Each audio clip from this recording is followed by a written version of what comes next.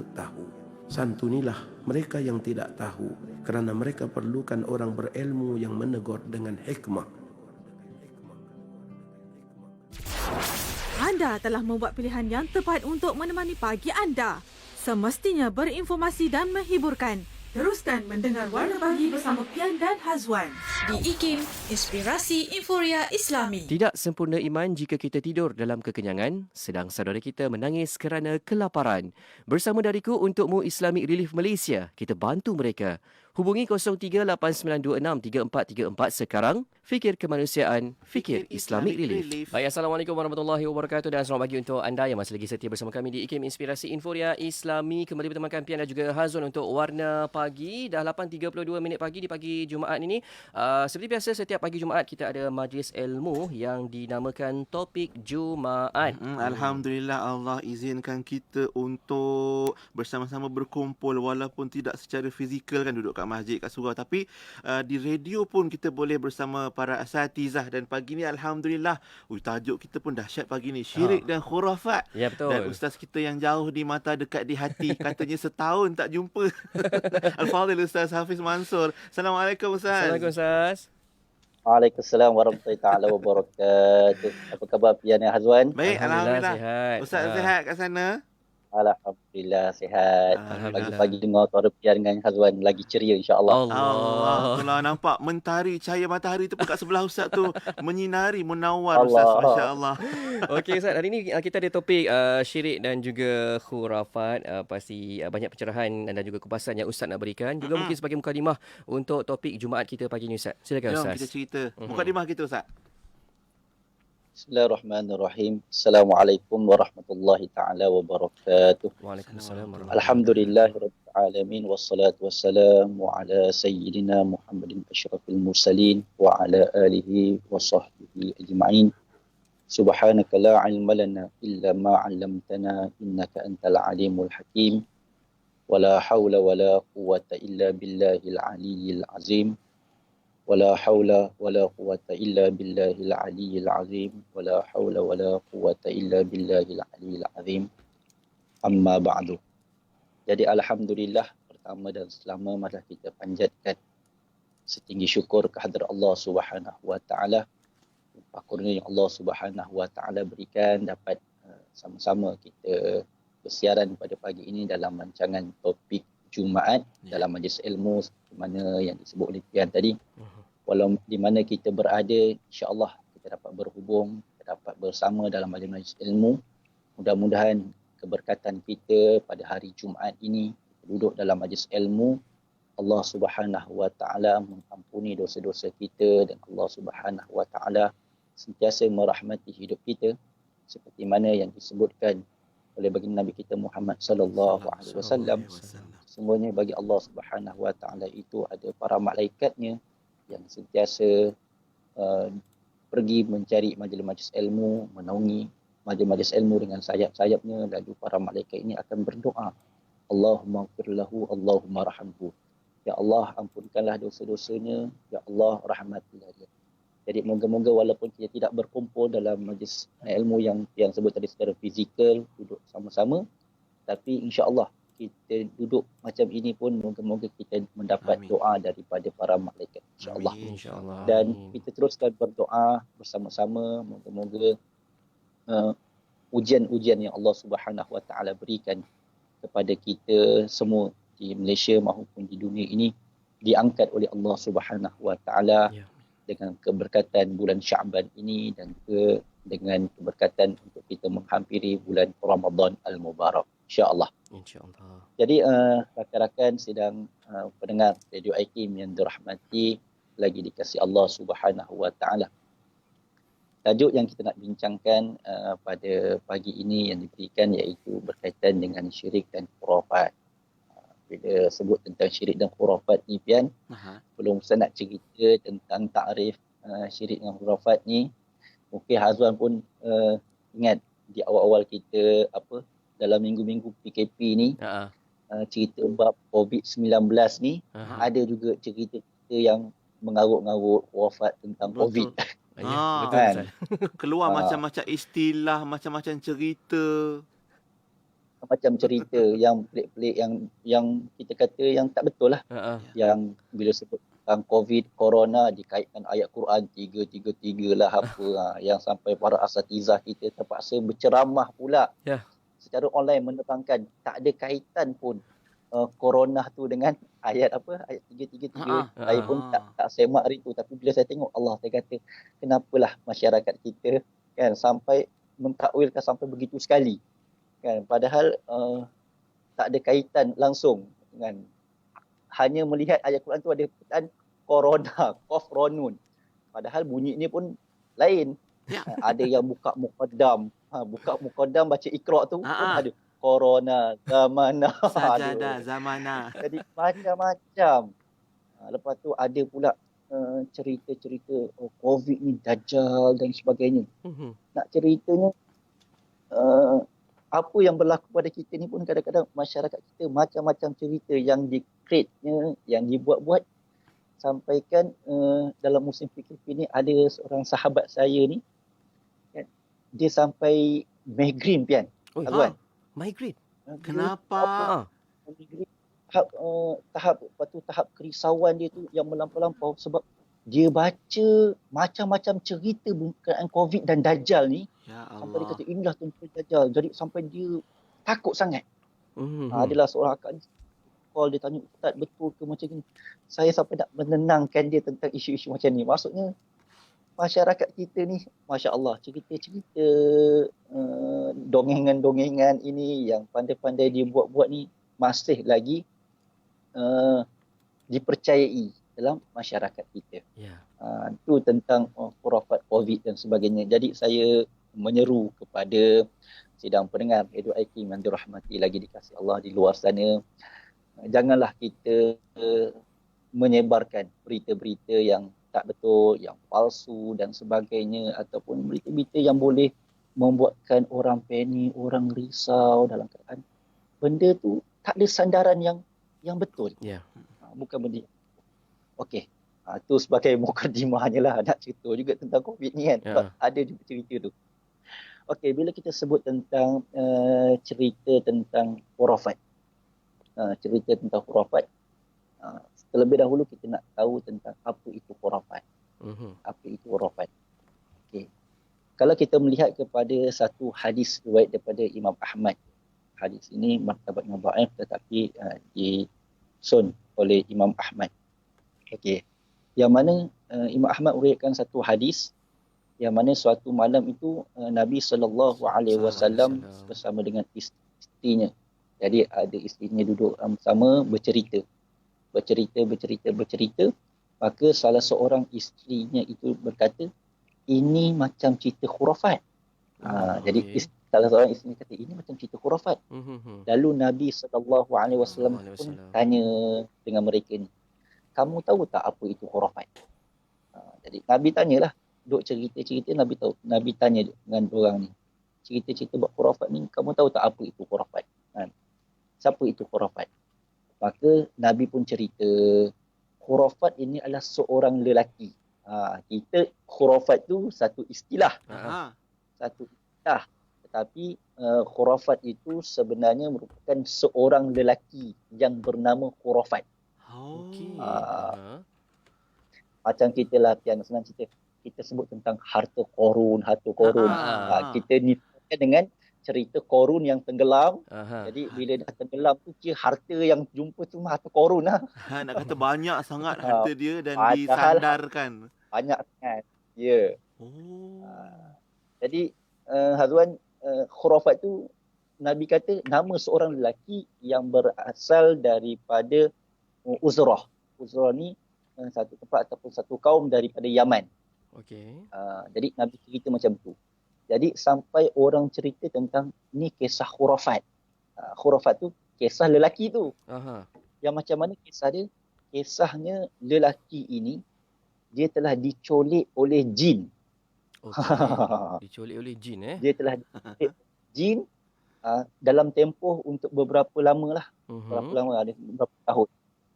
Jadi bila dia telah disembunyikan oleh jin, jadi maksudnya dalam hidup kita ni, kalau kisah orang pergi ke kampung bunian, kena tolik jin tu, Jadi ada kisah tu. Jadi bila mana khurafat ni dia telah disembunyi dan dicolek oleh jin, dia telah masuk ke perkampungan jin. Okey. Jadi orang tak jumpa dia. Kita kira orang biasa manusia ni tak jumpa dia lah, orang-orang dia tak jumpa. Jadi apabila jin tu kembalikan khurafat tadi kepada kaumnya, jadi lepas disembunyikan, lepas tu jin-jin ni bermesyuarat, kita lepaskan je lah dia. Dah lama sangat duduk kan. Jadi lepas dia ceritanya panjang. Dia perbincangan ada 3 jin, 4 ekor jin ni dia mesyuarat nak buat apa dengan khurafat ni. Jadi saya pendekkan. Jadi lepas diorang semua dah sembunyikan khurafat ni dalam tempoh berapa lama, jadi mereka pun lepaskan balik khurafat. Jadi bila dah lepaskan balik khurafat pun balik kat kampung dia. Orang pun tengok, khurafat lama tak jumpa. Kan? Mana kau pergi ni? Lebih kurang gitulah kan. Jadi akhirnya khurafat ini buat apa? Khurafat ini dia ceritalah, aku sebenarnya selama ni yang kau kata hilang ni kan, sebenarnya aku telah duduk di alam jin. Di alam jin. Lalu bila dengar macam tu, kalau ustaz cerita dengan Hazwan. Hazwan kan, lama tak jumpa, ustaz lama tak jumpa ni betapa dekat alam jin. Ustaz Hazwan kan Yan akan tanya, ustaz, macam mana alam jin tu? Kan? Jin tu kehidupan dia macam mana? Mesti excited. Betul. Hazwan dengan Pian nak tahu cerita. Betul. Jadi betul lah khurafat. Jadi khurafat pun dia bercerita. Bila dia bercerita ni tentang kehidupan alam jin kepada masyarakat dia ni, maka mereka pun rasa takjub, mereka pun rasa kagum. Tapi rasa hairan jugalah sebab apa? Betul tak ke? nampak. Tapi betul ke apa yang khurafat ni cerita? Hairan pun ada, takjub pun ada, kagum pun ada dengan cerita-cerita. Maka cerita itu pun tersebar. Jadi Pian pun lepas ni akan cerita kat orang. Ustaz Hafiz cerita dia betapa kat kampung jin. Jadi lepas tu dia bawa cerita tu, orang namakanlah cerita tu sebagai cerita khurafat. Itu apa yang disebut dalam satu riwayat daripada Imam Ahmad. Okey. Itu kisah awalnya. Jadi khurafat ni apa takrifannya? Ni takrifan yang akademik yang kita ambil daripada kamus lah. Ataupun apa yang telah digariskan tentang pentakrifan khurafat. Okey, khurafat ini kalau kita lihat kepada kamus Mu'jam Al-Wasit, dia sebut khurafat ini al-hadithu mustamlahul al-makdzub, iaitu cerita yang mempersonakan yang bercampur aduk dengan perkara-perkara dusta. Jadi khurafat itu cerita-cerita yang mempersonakan macam cerita khurafat tadilah. Takjub orang, kagum orang dengar, pelik pun orang dengar, jadi tertarik. Tetapi dalam pentakrifan tersebut makdzub, yang bercampur dengan perkara-perkara dusta. Dalam pentakrifan yang lain juga dalam kitab Al-Munjid fil Lughatil wal I'lam disebut khurafat itu al-hadithul batil mutlaqan, cerita yang dusta. Cerita yang dusta. Okey, jadi bila sebut tentang khurafat ini, kita boleh letakkan satu pentakrifan yang lebih jelas, seperti mana yang Ustaz kongsikan dalam buku garis panduan tentang khurafat yang pernah diterbitkan oleh pihak JAKIB. Maka meletak di situ disebut satu cerita sama ada rekaan atau khayalan, ajaran, pantang larang, adat istiadat, ramalan, pemujaan atau kepercayaan yang menyimpang daripada ajaran Islam. Panjang kan? Merangkumi pentakrifan tu nanti merangkumi ciri-ciri yang akan insya-Allah sepatutnya Ustaz kita akan jelaskan. nanti. Jadi kita lihat khurafat itu disebut apa?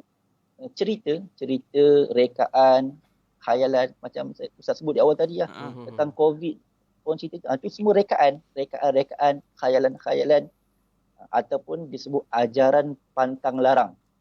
Ajaran pantang larang berkaitan dengan adat istiadat ataupun ramalan, pemujaan atau kepercayaan yang di hujung itu disebut apa? Yang menyimpang daripada ajaran Islam. Maksudnya dia tidak ada asas langsung yang bertepatan dengan ajaran Islam. Maka itu pentakrifan yang berkaitan dengan khurafat. Dan bila kita sebut tentang khurafat ini, bukanlah khurafat ini berlaku zaman kita je.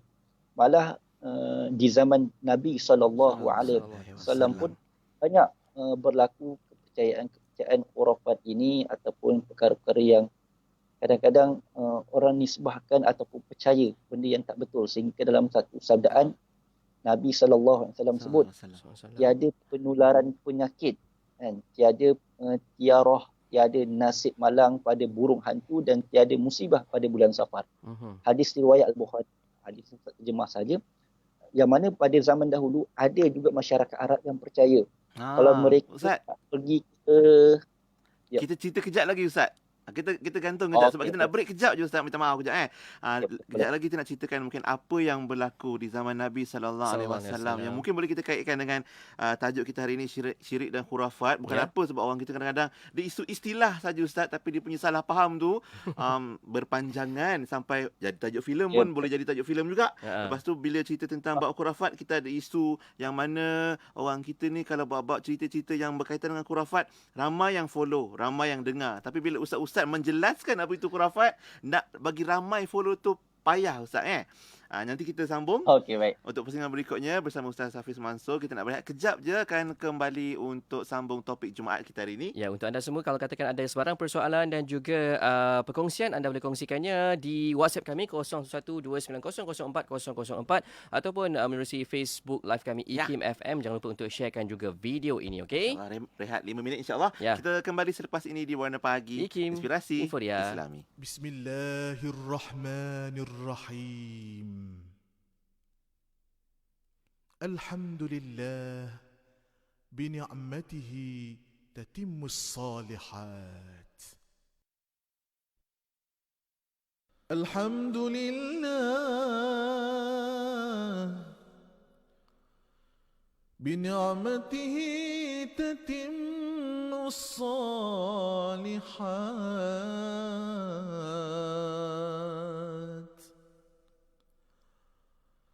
Alhamdulillah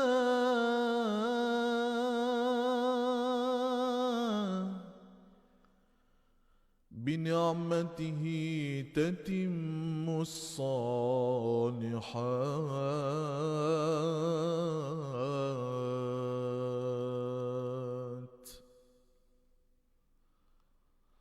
Alhamdulillah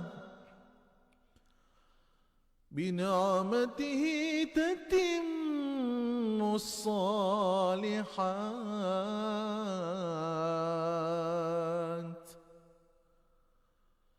Alhamdulillah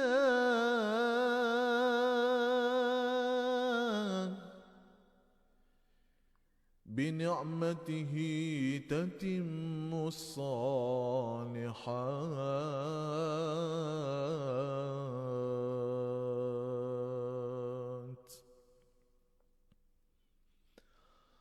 Alhamdulillah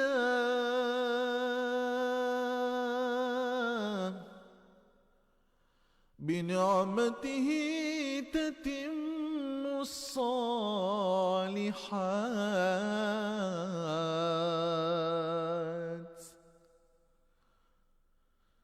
Alhamdulillah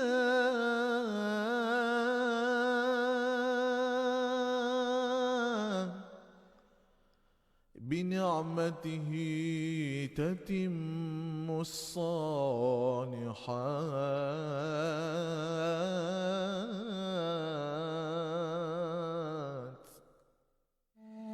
Ayo sertai kempen Jom Menyumbang RM50 demi pembebasan Masjid Al-Aqsa dan Palestin. Hubungi kami 03-8926-7019 dan layari Facebook Aman Palestin.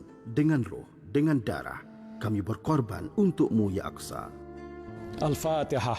Bismillahirrahmanirrahim. Alhamdulillah rabbil alamin. Ar-Rahmanir-Rahim. Maliki yaumiddin.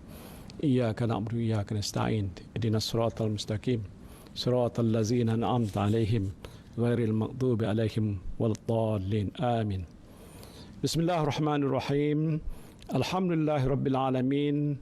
Hamdan yuwafi ni'amahu wa yukafi mazidah.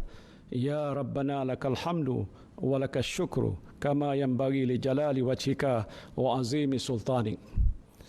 Ya Allah, Ya Rahman, Ya Rahim, Engkau ampunilah dosa-dosa kami. Engkau rahmatilah diri kami, keluarga kami dan negara kami. Engkau lindungilah hamba-Mu yang kredit ini daripada segala musibah. Engkau jauhilah diri kami daripada penyakit yang berbahaya dan wabak yang mengancam nyawa. Engkau hindarilah kami daripada balak yang berat dan takdir yang buruk. Ya Allah, Ya Rahman, Ya Rahim, Engkau berilah kekuatan, kecekalan dan kesabaran kepada kami untuk menghadapi dugaan-Mu yang berat ini. Engkau tiupkanlah ketenangan dalam jiwa kami. Sesungguhnya setiap dugaan yang Engkau turunkan kepada kami, Ya Allah, tiadalah ia melainkan untuk meningkatkan ketakwaan dan keimanan kami kepadamu. Ya Allah, Ya Rahman, Ya Syafi, Engkau berilah kesembuhan kepada saudara-saudara kami yang dijangkiti wabak coronavirus, walau di mana saja mereka berada. Sesungguhnya tiada penyakit yang tidak dapat Engkau sembuhkan. Ya Allah, tiada mara bahaya yang tidak dapat Engkau jauhinya dari kami, Ya Allah. Kami bermohon kepadamu, Ya Allah, lindungilah kami, selamatkanlah kami, sejahterakanlah kami. Rabbana zalamna anfusana wa illam taghfir lana wa tarhamna lanakunanna minal khasirin. Rabbana atina fid dunya hasanah wa fil akhirati hasanah wa qina azabannar. Wa sallallahu ala sayyidina Muhammadin wa ala alihi wa sahbihi wa sallam. Walhamdulillahi rabbil alamin. Tidak sempurna iman jika kita tidur dalam kekenyangan sedang saudara kita menangis kerana kelaparan. Bersama Dariku Untukmu, Islamic Relief Malaysia, kita bantu mereka. Hubungi 03-8926-3434 sekarang. Fikir kemanusiaan, fikir Islamic Relief. Terima kasih untuk anda yang masih lagi setia mendengarkan IKIM Inspirasi Inforia Islami. Masih lagi Pian dan juga Hazwan temankan anda untuk Warna Pagi di pagi Jumaat ini. Dan topik Jumaat kita pagi ini masih lagi membicarakan tentang syirik dan juga khurafat bersama dengan Fadil Ustaz Muhammad Hafiz Mansur pagi ini. Alhamdulillah Ustaz, tadi Ustaz nak cerita tentang bagaimana di zaman Nabi SAW juga turut berlaku kisah ini. Dan ada sahabat kita juga yang bertanya Ustaz di WhatsApp, ada yang tanya, Ustaz, buang ancak tu boleh tak? Mempersembahkan persembahan kepada makhluk halus. Satu, di Facebook pula ada yang tanya juga, ada yang suruh saya beri minum air basuhan kaki ketika wuduk kepada anak yang degil. Adakah itu juga khurafat, Ustaz? Wamboi. Nanti kita sambung-sambung lah, Ustaz. Mungkin Ustaz nak sambung pusingan kedua ni, Ustaz. Silakan. Silakan, Ustaz. Okey. Bismillahirrahmanirrahim. Hazwan dan juga Pian, sahabat-sahabat pendengar Radio IKIM yang dirahmati lagi dikasihi Allah Subhanahu Wa Taala sekalian. Jadi bila kita sebut tentang khurafat tadi, macam Ustaz sebut tadi, zaman Rasulullah sallallahu alaihi wasallam pun berlaku perkara-perkara khurafat dan juga syirik ini, yang mana antara tersebut apa yang dibuat oleh orang Arab jahiliyah ini, mereka kalau nak pergi bermusafir, nak keluar dan sebagainya, mereka akan ambil burung. Okay. Ambil burung, kepercayaan ini kemudian mereka akan lepaskan. Dia akan tengok ke mana burung tu pergi, ke kanan ke kiri. Okey. Jadi itu ada kepercayaan dia kata. Jadi kalau ke kanan, okey, boleh kita keluar musafir, maksudnya cerah hidup lah. Kalau ke kiri, maksudnya hidup kau tak cerah lah. Ada tanda-tanda pula Jangan. Jadi dia ada kepercayaan seperti itu. Jadi Nabi SAW sebut, tiada nasib malang pada burung tu, kan, tiada musibah, melainkan semua itu dengan ketentuan daripada Allah Subhanahu Wa Taala. Jadi memang masyarakat dulu pun banyak terdedah dengan amalan-amalan khurafat ataupun amalan-amalan syirik yang menyandarkan sesuatu itu kepada sesuatu yang bukan kepada Allah Subhanahu Wa Taala. Jadi dia bukan barulah, kan. Ya. Okey. Jadi itu sedikit pengenalan tadi berkaitan dengan pentarifan khurafat, cerita berkaitan dengan asal usul khurafat dan apa juga yang pernah berlaku pada zaman Nabi sallallahu alaihi wasallam. Jadi bila kita sebut tentang khurafat ini, dia ada ciri-ciri khurafat. Perkara-perkara yang boleh menyebabkan kepada syirik dan khurafat ini. Okey, jadi Ustaz kongsikan di sini ciri-ciri khurafat. Okey, bila kita sebut tentang khurafat, kita kena tahu jugalah benda ni syirik ke tak syirik ataupun benda ni salah ke tak salah. Okey, yang pertama perkara yang tiada asas nas syarak, sama ada daripada Al-Quran ataupun daripada Al-Hadis. Jadi perkara-perkara yang mana tidak ada dalam nas syarak. Jadi bila kita sebut tentang perkara yang tidak ada dalam nas syarak, sama ada Al-Quran dan juga hadis, kita kena fahamlah.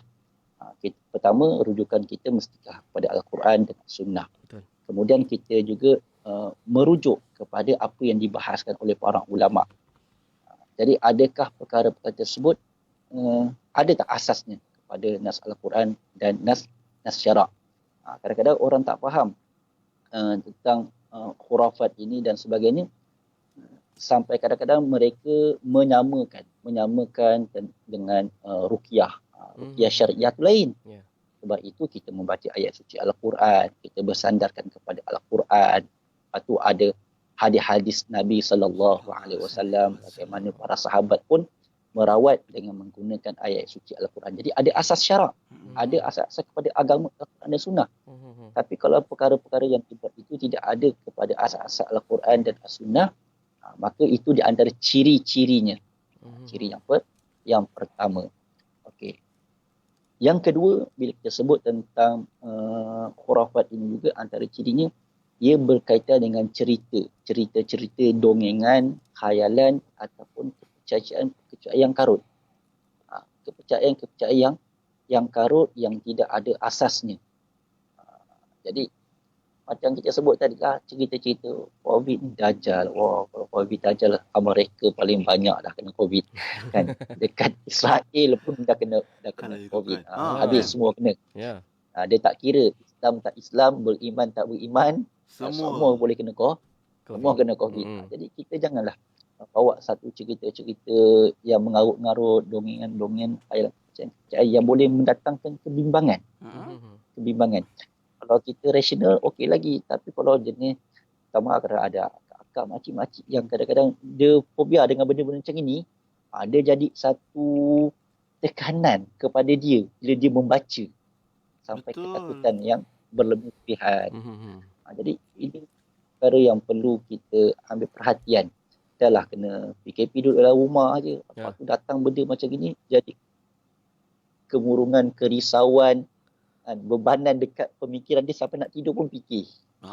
Masih lagi bawa Ustaz bawa. Lepas tu pula duduk dekat rumah PKP ni, tengok cerita dongeng, cerita khayalan, cerita karut-marut pun banyak. Alamak. Kita tak tahu nak buat apa. Kalau kita tengok cerita tu, kita jenis orang yang alah cerita je pun, sekadar happy-happy, okey. Tapi kalau yang dia absorb cerita tu macam akan betul-betul berlaku. Sampai dia kaitkan dengan semasa COVID ni pun Dajjal ni.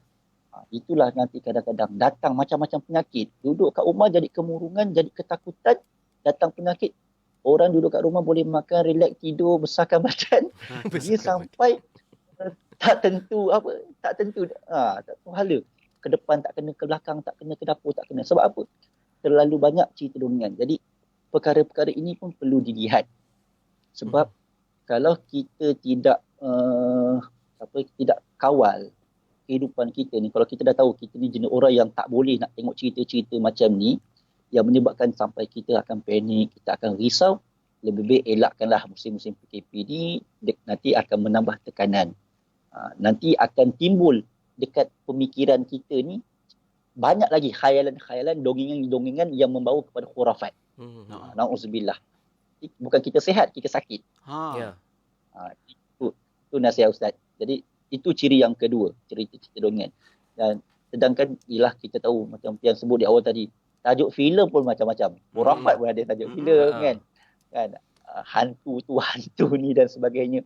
Bukan kita nak mengatakan hantu, jin, setan, iblis ni tak wujud. Tetapi kalau terlalu melampau-lampau, khayalan-khayalan tadi, dongengan-dongengan sampai jadi karut dan sebagainya, itu yang akan mendatangkan penyakit pada kita. Satu, akidah kita, keimanan kita, tauhid kita. Yang kedua, penyakit yang boleh membebankan fizikal kita, badan kita sendiri. Itu yang perkara yang perlu kita ambil perhatian. Ya. Kemudian antara ciri-ciri khurafat lagi iaitu bentuk-bentuk pemujaan dan pembomohan kepada makhluk halus untuk tujuan yang memudaratkan dan menyeleweng daripada akidah Islam. Ini pun dalam masyarakat kita di zaman moden ni pun masih ada berlaku perkara-perkara ini. Dah lah buat benda haram, main nombor ekor. Lepas tu pergi puja dekat pokok yang diikat dengan tali merah, tali kuning, tali apa-apa, puja lagi. Kan ingat bukan Islam. Bila-bila tengok-tengok abang-abang, pakcik-pakcik yang Islam rupanya. Orang kita.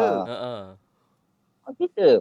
Lagi pula kadang-kadang kan dia kata saya ni ustaz main nombor ekor juga kan. Saya percaya juga tapi saya semayang. Tu nanti bila semayang Allahu Akbar, sujud keluar nombor ekor. Daripada kocik. Jatuh kat tempat sujud. Aduh, hai. Macam-macam. Jadi kita kena ingat ciri-ciri khurafat ni. Betul. Apa-apa juga bentuk pemujaan dan pembomohan kepada makhluk halus. Jenis ilmu menurun dengan makhluk halus. Dan dalam masyarakat kita tak dinafikan perkara ini masih berlaku. Yeah. Kalau tak percaya kita tengok kadang-kadang asatizah kita yang merawat pesakit-pesakit yang kena sihir, kena apa. Macam mana boleh timbul benda ni? Sebab adanya satu golongan yang masih menggunakan ilmu-ilmu sihir, masih menggunakan bantuan-bantuan makhluk halus, jin, setan ini untuk menyakiti orang lain. Sebab itu kita ada Darul Syifa, kita ada Darussalam dan sebagainya, ustaz kita yang buat rawatan-rawatan ruqyah ini sebab maksudnya masih menular dalam masyarakat kita ini bentuk-bentuk pemujaan dan pembomohan yang menggunakan makhluk halus. Jadi saya nak bagi tahu kepada sidang pendengar yang dirahmati lagi dikasihi Allah SWT. Kalau masih lagi ada orang yang menggunakan pembomohan, menggunakan bantuan makhluk halus untuk menikam orang, untuk menjatuhkan orang. Masyarakat kita kadang kata, aku kalau tak boleh dengan cara macam ini, kau tengok siap kau. Nanti kau tahulah, tak boleh guna cara betul ni, cara fizikal ni, guna cara halus. Kita ni kan kalau orang dengki kita kan, orang kata dengki-dengki kita nak ajak bertumbuk ke apa, itu cara kasar, maksudnya nampak. Fizikal lah. Okey lagi lah, fizikal. Tapi kalau dah guna cara halus ni, Allah, kalau kita tengok orang yang kena ruqyah ni kesian. Ya, betul. Sebab apa? Kita berlawan dengan benda yang tak nampak. Betul. Jadi kita kesian ke orang yang kena, tetapi lebih kesian orang yang menghantar, orang yang membuat ini, mereka terpengaruh dengan perkara-perkara ini. Yang pertama, akidah mereka terjejas. Sebab mereka telah menyandarkan sesuatu bukan kepada Allah Subhanahu Wa Taala. Mereka telah meminta bantuan kepada makhluk halus, kepada jin, kepada iblis, kepada syaitan. Maka itu perbuatan-perbuatan syirik. Malah kalau kita lihat perbahasan para ulama berkaitan dengan tukang bomo pawang. Bila ustaz sebut tukang bomo pawang, jangan disama dengan ustaz-ustaz ruqyah. Maksudnya dia menggunakan pemujaan jin, setan ini. Sampaikan dalam perbahasan fiqh, ulama sebut golongan-golongan bomo pawang ini boleh dikenakan hukuman pancung. Malah pihak authority boleh tangkap mereka, mengenakan satu hukuman. Jadi itu perbahasan yang panjanglah tentang hukum pula kepada yang perlu dijatuhkan kepada orang yang buat pemujaan dan pembomohan ini. Jadi ini juga masih berlaku dalam masyarakat kita pada hari ini. Dan kadang-kadang dia bukan masyarakat kampung, masyarakat bandar. Kan? Masyarakat bandar pun sama, orang yang kerja secara profesional. Betul. Nak jatuhkan orang tu, nak naik pangkat, nak kedudukan. Kan? Padahal kita tengok, kau ni kerja profesional, kerja bagus pegawai ini. Tapi masih percaya benda-benda macam ni. Maksudnya itulah kepercayaan yang khurafat yang membawa kepada syirik yang masih berlaku dalam masyarakat kita. Malah kadang-kadang yang pengalaman saya sendiri ada juga kan, orang dengki dengan asatizah gunakan benda yang sama juga kan. Hantar ke benda-benda sihir biar ustaz tu sakit. Ada ustaz tu. Ada juga berlaku perkara-perkara macam ni. Allahu Akbar kan. Masya-Allah. Dengan orang yang tak baik pun dia buat, dengan orang yang baik pun dia hantar juga sihir-sihir ni. Jadi ini perkara-perkara antara ciri-ciri khurafat tadi, pemujaan permohonan kepada makhluk halus. Maka tinggalkanlah. Begitu juga apa-apa perkara yang mempunyai unsur-unsur negatif kepada akidah, syari dan juga syariat Islam. Maka ini juga termasuk dalam perkara-perkara khurafat. Perkara-perkara khurafat. Jadi ini secara asasnya lah yang boleh kita sebut tentang perkara khurafat berkaitan dengan ciri-cirinya tadi, termasuk jugalah bukan sekadar dekat pokok, kadang-kadang di kubur. Dulu contoh perkara-perkara khurafat, orang gunakan apa, dululah cerita-cerita saya pun tak tahulah. Kalau tengok filem macam benda berlaku. Minyak dagu mayat lah. Kalau cerita khurafat tu macam ada kan. Dia ambil dan sebagainya. Tanah kubur, pakai batu nisan lama-lama. Pergi campak depan kedai orang dan sebagainya. Jadi ini antara ciri-ciri yang mana kalau kita lihat perbuatan-perbuatan yang telah menyebabkan seseorang itu jatuh khurafat dan jatuh kepada kesyirikan. Termasuk tadi soalan buang ancak dan sebagainya. Jadi perkara-perkara ini perlu kita lihat. Mesti kita pegang pertama sekali yang disebut tadi, apa pun yang kita nak buat, mestilah ianya ada asas-asas nas syarak. Kalau tidak ada asas-asas daripada nas syarak, sama ada daripada pandangan Al-Quran dan As-Sunnah dan Hadis juga, maka hendaklah kita jauhi. Kalau kita bimbang, ia akan menyebabkan kita tergelincir kepada akidah kufur, syirik, yang mana yang boleh merosakkan. Bayangkan orang-orang yang terlibat dengan pembunuhan, kesyirikan, percaya benda-benda yang bercanggah dengan agama Islam ini, dia mati tak sempat bertaubat. Kan?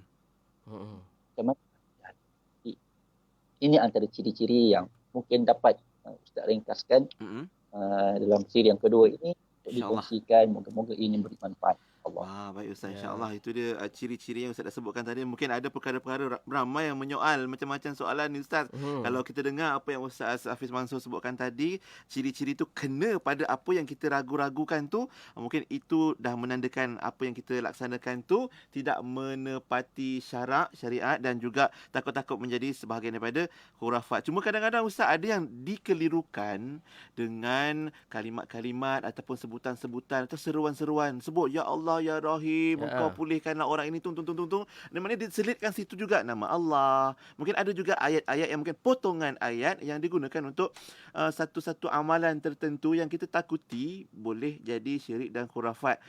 Itu juga mungkin perlukan pencerahan kejap lagi insya-Allah. Dan mungkin Ustaz juga boleh bagi penjelasan. Ada tak mungkin amalan yang selama ni kita rasa macam tak betul ataupun mungkin khurafat, tapi sebenarnya amalan tu dibolehkan Ustaz. Boleh Ustaz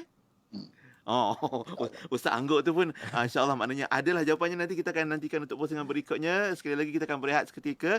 Soalan-soalan boleh terus diajukan menerusi WhatsApp kita 01129004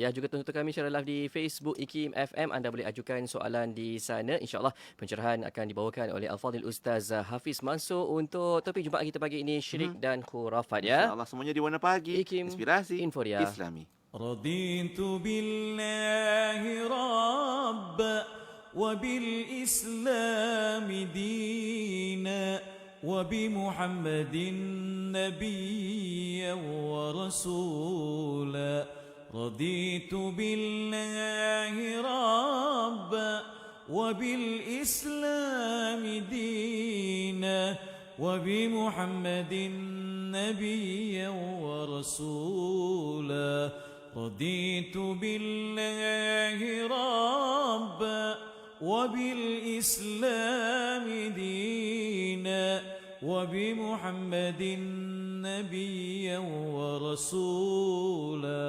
رضيت بالله ربا وبالإسلام دينا وبمحمد نبيا ورسولا رضيت بالله ربا وبالإسلام دينا وبمحمد نبيا ورسولا رضيت بالله ربا وبالإسلام دينا وبمحمد نبيا ورسولا اللهم إني أعوذ بك من البرص والجنون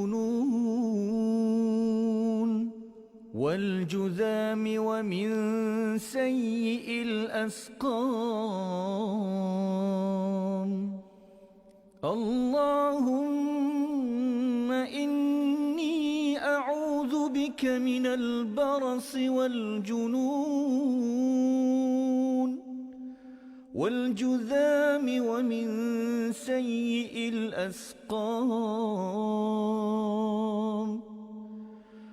اللهم إني أعوذ بك من البرص والجنون والجذام ومن سيء الأسقام اللهم إني أعوذ بك من البرص والجنون والجذام ومن سيء الأسقام. Ya Allah, ya Tuhanku, aku berlindung kepadamu dari penyakit sopak, gila dan kusta, dan dari segala wabak penyakit yang buruk yang lain. Ya Allah, ya Tuhanku, aku berlindung kepadamu dari penyakit sopak, gila dan kusta, dan dari segala wabak penyakit yang buruk yang lain. Ya Allah, ya Tuhanku, aku berlindung kepadamu dari penyakit sopak, gila dan kusta, dan dari segala wabak penyakit yang buruk yang lain. Perlis, Kedah dan Langkawi 89.0 FM. Terima kasih untuk anda yang masih lagi setia mendengarkan IKIM Inspirasi Inforia Islami. Bertemankan Pian dan juga Hazwan di Warna Pagi 9.14 pagi. Terima kasih kepada pendengar dan juga penonton kami di Facebook Live IKIM FM. Antaranya Razia Said, Santi Johan dan juga Puan Farida, ramai lagi, Rizal, Yub, Jalil semua. Dan pastinya kita masih lagi bersama untuk topik Jumaat kita pagi ini, membicarakan tentang syirik dan juga khurafat bersama dengan Al-Fadhil Ustaz Muhammad Hafiz Mansor. Kan Ustaz ni Mazfullah Maidin pun Ustaz dia khabar, dia kata alhamdulillah baru tahu asal usul perkataan khurafat tu hari ni. Alhamdulillah, terima kasih Ustaz Hafiz Mansur. Dan juga ada yang bertanya, Nisa Parmin, Ustaz, ramalan-ramalan tentang masa depan Malaysia lepas COVID, adakah itu juga termasuk dengan syirik dan khurafat Ustaz? Ustaz, kita kumpul sekali, kita jawab semua sekali Ustaz. Silakan. Silakan Ustaz. Ya, Bismillahirrahmanirrahim. Alhamdulillah, salatu wassalamu ala Rasulillah wa man tabi'ahu wa man walah, amma ba'du. Terima kasih kepada Pian, Hazwan dan juga sahabat-sahabat pendengar Radio IKIM yang terhormati lagi dikasihi Allah. Ustaz tengok juga dekat handphone lagi satu ni. Banyak juga soalan. Banyak juga handphone Ustaz Ada dua je. Tapi soalan ni macam-macam. Soalan yang tengah Ustaz tengok ni yang Pian bacakan ni. Ramalan-ramalan ekonomi. Okey. Jadi sidang pendengar yang terhormati lagi dikasihi Allah Subhanahu Wa Taala. Okay. Bila kita sebut tentang adakah perkara-perkara yang kalau kita lihat tentang contoh ramalan ekonomi, ramalan kaji cuaca, tentang hujan dan sebagainya, adakah perkara-perkara itu termasuk dalam khurafat? Ini yang kita kena bezakan. Kita kena bezakan di antara perkara-perkara yang membawa kepada kesyirikan dan juga kerosakan kepada akidah ataupun tidak. Manakala macam ramalan cuaca, ramalan ekonomi dan sebagainya, ia tidaklah termasuk dalam perkara-perkara khurafat yang membawa kepada syirik. Kerana apa? Kerana ia bukanlah sesuatu yang mereka puja dan sebagainya, tapi semua itu adalah teori ilmu. Benda yang ada asas kepada ilmu. Ada asas kepada ilmu macam mana? Okay, dia tengok awan daripada timur, kemudian ada angin daripada barat. Okey, timur dan barat kalau bertemu akan hujan. Jadi itu teori. Teori itu maksudnya teori yang dia belajar dari sudut saintifiknya. Jadi perkara-perkara yang berkaitan dengan saintifik dan sebagainya itu memanglah satu kita kata tajribah, eksperimen. Jadi eksperimen itu daripada teori-teori ilmu. Maka tidaklah kita kata ia membawa kepada khurafat yang yang membawa kepada syirik. Begitu juga dengan ekonomi. Ekonomi itu maksudnya ramalan. Maksudnya masing-masing menggunakan kekuatan ilmu saintifik yang ada pada dia untuk melihat graf saham. Yang Azwan main saham tak? Contoh, lepas COVID ni saham aku naik tak? Kita meramalkan macam tu. Istilahnya meramalkan. Tapi dengan teori. Teori tu bukan kita kata kita pergi macam Ustaz sebut tadi, kalau nombor ekor, dia nak main duit, nak dapatkan duit. Kan? Dia meramal nombor ekor tu sampai pergi ke pokok dan sebagainya dengan perbuatan itu semua itu haram. Itu syirik, khurafat. Tapi kita je dengan teori matematik, teori bisnes, manajemen pengurusan, teori yang berkaitan dengan saham ni, pelaburan dan sebagainya kita tengok. Maka itu tidaklah juga termasuk dalam khurafat ataupun syirik yang kita bincangkan sebentar tadi. Jadi itu antara contoh perkara-perkara yang perlu kita fahami. Begitu juga antara perkara-perkara contoh kalau kita dengar cerita-cerita daripada contoh Nabi pernah sebut, kalau kita dengar satu khabar daripada ahli kitab, Nabi kata tak perlu kita nak membenarkan dan tak perlu untuk kita menafikan perkara-perkara tersebut. Mungkin dia cerita daripada pandangan ahli kitab dia. Jadi dia ada garis panduan. Okey. Begitu juga kadang-kadang amalan-amalan umat Islam. Amalan-amalan umat Islam yang perlu kita fahami dengan baik dan kita kena memahami apa yang Ustaz sebut tadi, ada tak asas kepada nasyara. Contoh, Ustaz sebut kita berselawat. Contoh orang bahas hari ini kadang-kadang sampai dekat Facebook bahas tentang selawat syifa. Allahumma salli ala sayyidina tibbil qulubi wa dawaiha wa afati abdani wa shifaiha wa nuril absari wa diyaiha wa ala alihi wa sallim. Itu selawat syifa. Jadi kadang-kadang ada orang kata apa ni selawat syifa kan? Kita berselawat syifa ini bukankah yang menyembuhkan itu Allah Subhanahu Wa Taala? Kenapa kita berselawat syifa pada Nabi sallallahu alaihi wasallam? Jadi ada pandangan kata selawat syifa ni syirik. Ini pun ustaz dah tengok banyak perbahasan perkara ini. Maka ini menunjukkan kita tersilap dalam memahami nas. Tersilap dalam memahami nas dalam kita meletakkan sesuatu itu pada tempatnya. Sebab memang kita berselawat kepada Nabi sallallahu alaihi wasallam, kita menggunakan perantaraan Nabi yang disebut sebagai tawassul. Dan perkara-perkara seperti itu merupakan perkara yang ada asasnya, yang ada nasnya pada syarak dan nasnya pada Al-Quran dan Sunnah. Jadi jangan terlalu cepat pula kita ini menghukum syirik. Di saat kita nak mengelak kepada perkara-perkara khurafat dan syirik, kita tidak mahu kepada pemujaan kepada makhluk, tak mahu kita buat pemujaan, kita meminta selain daripada Allah Subhanahu Wa Taala.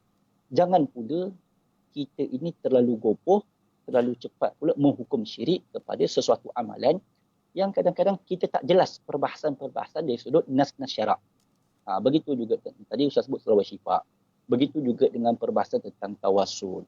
Begitu juga perbahasan-perbahasan berkaitan dengan istighasah dan sebagainya.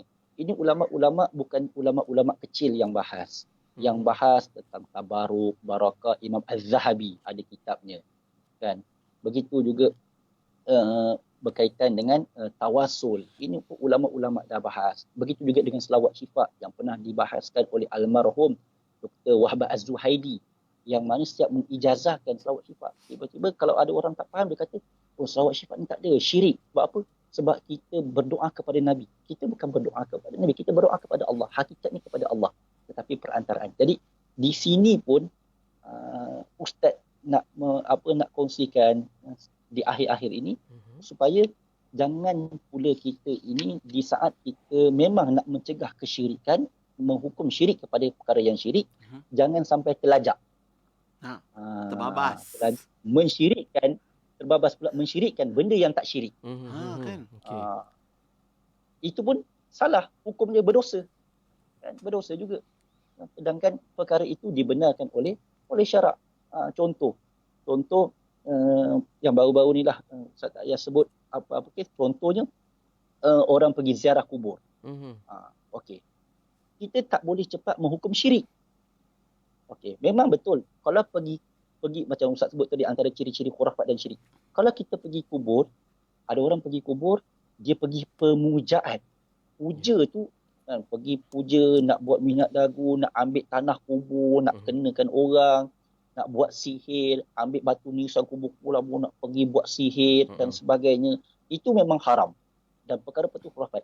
Tapi kalau orang tu pergi kubur, membaca ayat suci Al-Quran, berdoa untuk si mati, kemudian dia berdoa untuk dia, ya Allah, kubur ini menginsafkan aku, maka jadikan aku orang yang husnul khatimah dan sebagainya. Tak boleh kita sampai tahap pergi mensyirikkan. Ini ambil satu gambar, oh ini orang puja kubur syirik. Jangan cepat. Sebab kita tidak tahu di sebalik itu. Contoh Pian. Ustaz pergi kubur arwah tok. Pergi kubur arwah tok. Dia bela kita daripada kecil, kita sayang kat dia. Tiba-tiba satu masa waktu dia meninggal kita tak ada. Bila kita pergi kubur tu, kan, kita pergi kat kubur tu sampai kita cium batu nisan dia. Okey. Adakah itu syirik? Jangan kita cepat menghukum syirik. Kadang-kadang bahasa badan tu bukan bahasa syirik. Kita rindu. Aku dah tak nak cium aku ni, tapi kadang-kadang gitu macam kita, okey, kita rindu dengan mak kita sampai tahap mak kita dah meninggal, kita ambil kain batik dia, kita cium. Kan? Oh, Ustaz, adakah itu syirik? Itu tidak syirik. Itu bukan perkara khurafat.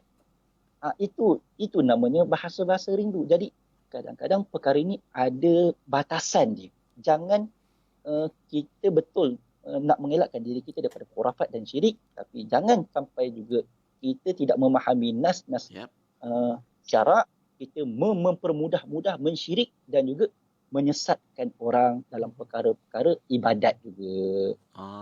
Ni perkara mungkin soalan Pian tadi lah kan. Begitu juga tentang ramalan. Begitu juga contoh ilmu-ilmu yang berkaitan dengan ilmu falak. Ilmu falak ni ilmu tentang bulan bintang. Ada kata falak ni ahli nujum ni jangan percaya.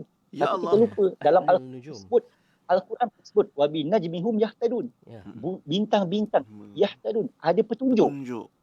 Jadi bintang tu ada petunjuk, maksudnya kita tak boleh terus salahkan, melainkan kalau ada pemujaan tertentu. Tapi kalau dengan teori ilmu tak boleh. Jadi di situ banyak lagi batasan-batasan yang perlu kita fahami antara perkara yang syirik dan bukan syirik.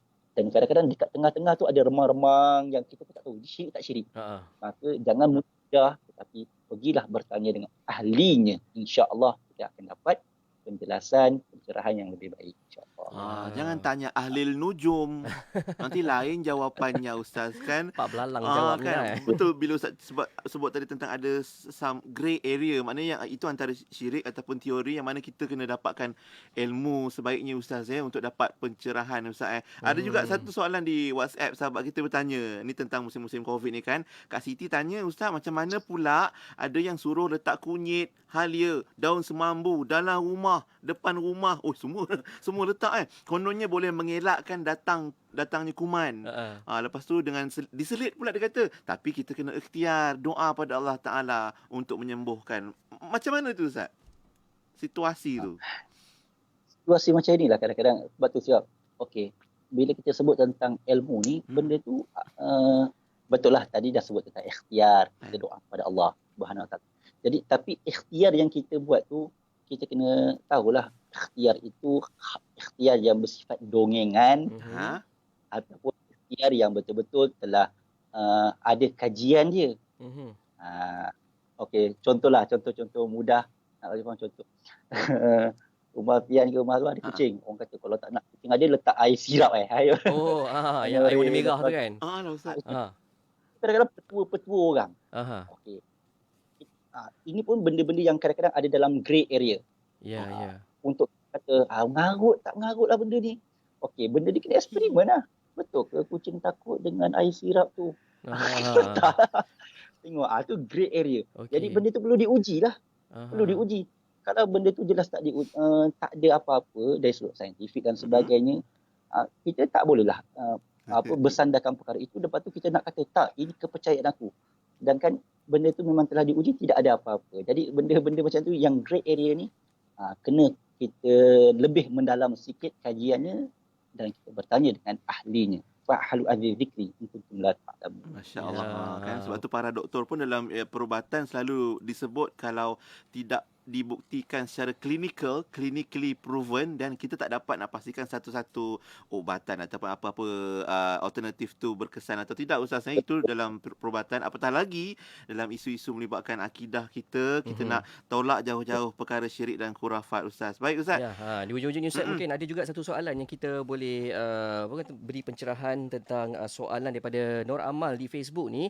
Dia tanya bagaimana kita nak bertaubat daripada pelakuan khurafat yang dilakukan sebelum ni, Ustaz, dan juga dapat mengelakkan ataupun mengelakkan diri kita daripada untuk terpengaruh dengan perkara ini di masa akan datang, Ustaz. Dan kesimpulan terus, Ustaz, untuk hari ini. Ustaz. Sedang pendengar Radio Hakim yang dirahmati lagi dikasihi Allah Subhanahu Wa Taala. Apa pun untuk kita mengelak diri kita daripada perkara khurafat dan sebagainya, perkara yang syirik, dan terlebih lagi yang macam Ustaz sebut, perkara-perkara yang grey area tadi yang lebih kita tak tahu, semua tu adalah bertitik tolak dengan ilmu.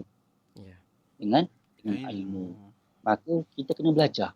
Kita kena belajar tentang perkara-perkara aqaidul iman, perkara-perkara yang membatal apa yang menyebabkan iman kita betul. Apa-apa perkara yang menyebabkan iman kita terbatal. Jadi perkara ini, ilmu-ilmu akidah, ilmu-ilmu tauhid ini kena dibelajar dengan betul. Kena belajar mengikut disiplin ilmu yang betul.